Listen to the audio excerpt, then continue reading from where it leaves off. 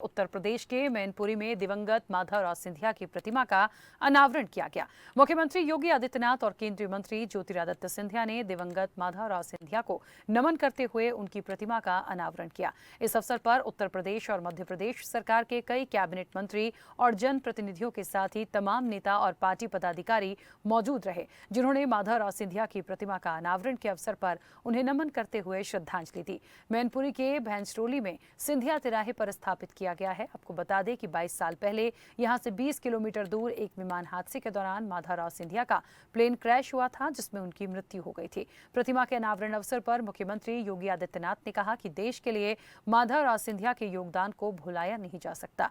वे सकारात्मक राजनीति करते थे, उनकी सोच बहुत साफ थी। सीएम योगी ने कहा कि भारत की राजनीति में सिंधिया का गौरवशाली तरीके से नाम लिया जाता है, तो वहीं पिता की प्रतिमा का अनावरण करते हुए ज्योतिरादित्य सिंधिया काफी भावुक हो गए। उन्होंने कहा कि श्रीमंत माधवराव सिंधिया जी ने सदैव जनसेवा को राजनीति की परिभाषा माना। वे मेरी ताकत, मेरे आदर्श हैं। सदैव जनता को अपने परिवार समान मानने वाले, जिनकी विनम्रता और सच्चाई आज भी मेरे लिए प्रेरणा का स्रोत है।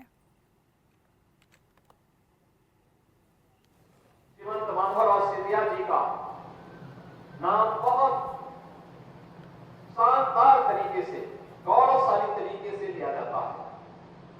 और भाइयों बहनों, एक सकारात्मक सोच के साथ उन्होंने राजनीति की। व्यक्तिगत राग और द्वेष से ऊपर रखकर के उन्होंने राजनीति में करते थे। सबको साथ लेकर के चलने का एक सामर्थ्य था। एक बड़े परिवार में, राज परिवार में जन्म लेकर के भी अंतिम पायदान पर बैठे हुए व्यक्ति के बारे में उनकी बड़ी सकारात्मक और स्पष्ट सोच थी।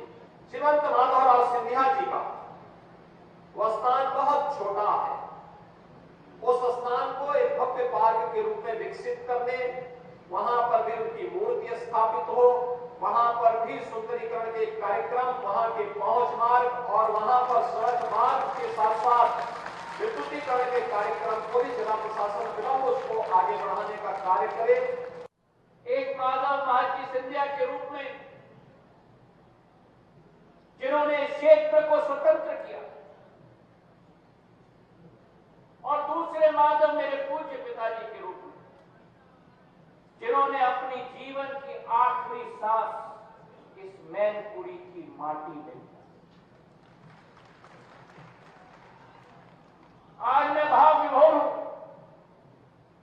वे सदैव कहते थे मुझे कि ये याद रखना कि जीवन में राजनीति कभी भी हमारा मकसद नहीं होनी चाहिए। राजनीति हमारा मकसद नहीं होना चाहिए।